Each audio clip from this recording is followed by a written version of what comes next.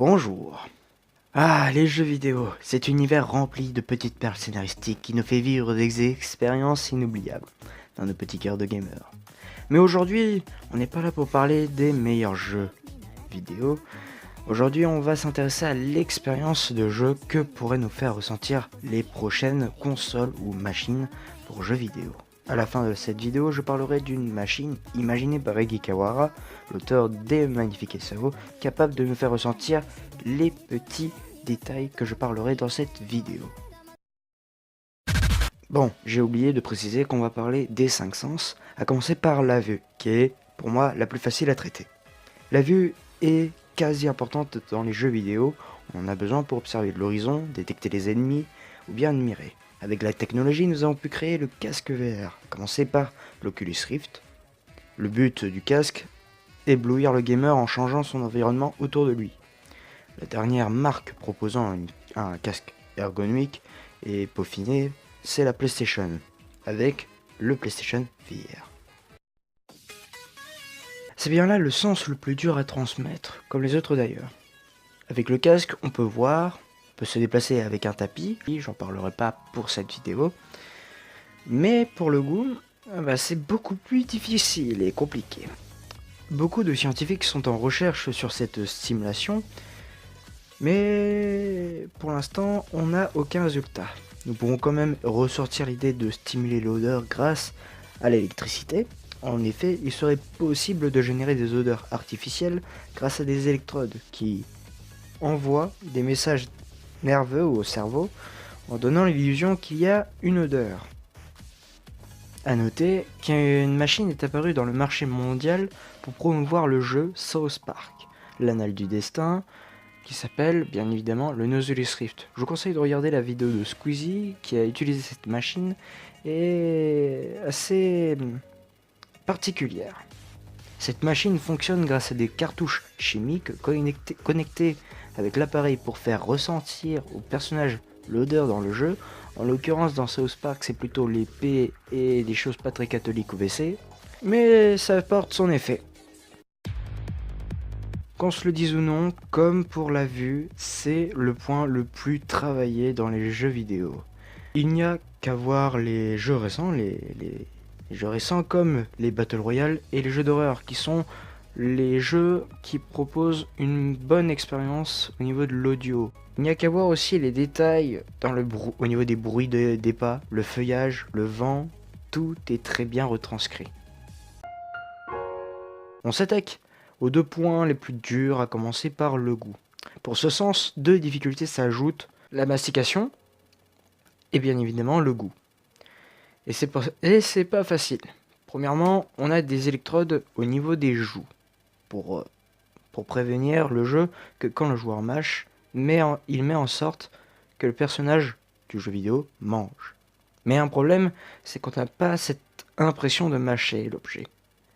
Par exemple, je peux faire un mouvement de la bouche comme ça, je ne ressentirai pas la dureté de l'objet.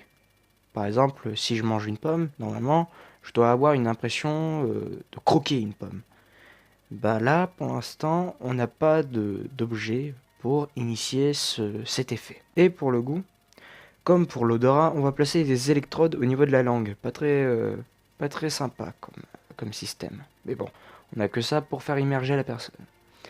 Donc on place des électrodes au niveau de la langue pour stimuler le goût au cerveau. En gros, on envoie des messages nerveux au cerveau, donnant l'illusion qu'on a un goût sur la langue.